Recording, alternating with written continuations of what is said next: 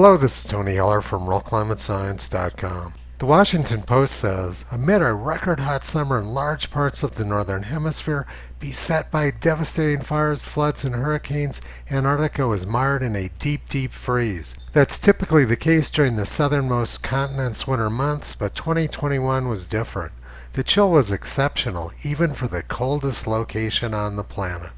Before I start discussing the South Pole, let's look at their claims about record heat and fires.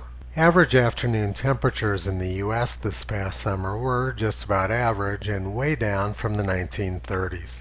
The percentage of the United States which reached 95 degrees Fahrenheit or 35 degrees Celsius sometime during the summer was one of the lowest on record this past summer and way down from the peak of 90 years ago.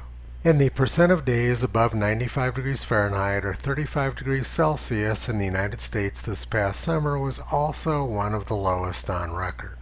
United States forest fire burn acreage so far this year has been about half of the long-term average and down about 90% from 90 years ago. These alarmist claims being made by the Washington Post are their normal propaganda and have nothing to do with reality. But they do go on to show that this was the coldest winter on record at the South Pole and several other places in Antarctica. This is very inconvenient for alarmists because in 1984, NASA's James Hansen predicted that Antarctica was going to be the fastest warming place on Earth due to carbon dioxide.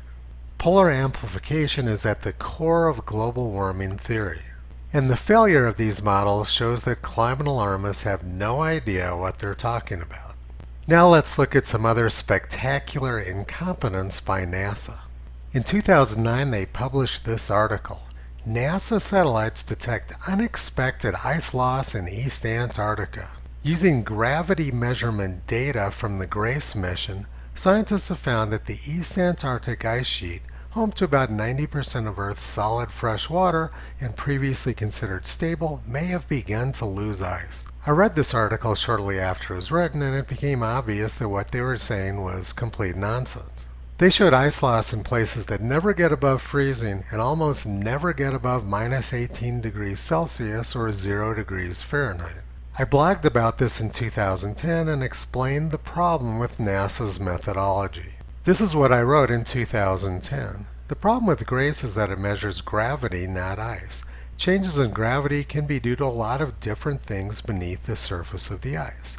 Antarctica has active magma chambers. Plate tectonics and isostasy also cause gravity changes. Antarctica has 2 miles of ice sitting on top of many miles of rock below it. Without knowing what the rock below it is doing, you can't interpret gravity changes. The density of ice is much lower than the density of rock. Small changes in the rock beneath the ice will produce large changes in gravity. And a few months later, even Time magazine acknowledged that the viewpoint I was taking was correct. They said, the earlier estimates failed to account for glacial isostatic adjustment, the rebounding of the Earth's crust after the end of the last ice age. This showed fundamental incompetence. These NASA scientists had no clue what they were doing. They were playing with satellite data without understanding the basics of science. And in 2015, NASA scientist Jay Swally set the record straight, saying that Antarctica was gaining ice, particularly in East Antarctica. But fast forward to the year 2021, NASA's back promoting the same junk science based on GRACE data. NASA has a non-stop climate clown show in progress. Which is why the people with the right stuff who took us to the moon sent a letter to the NASA administrator asking him to end the NASA climate junk science. The Apollo team understands that NASA climate science is an embarrassment to the agency.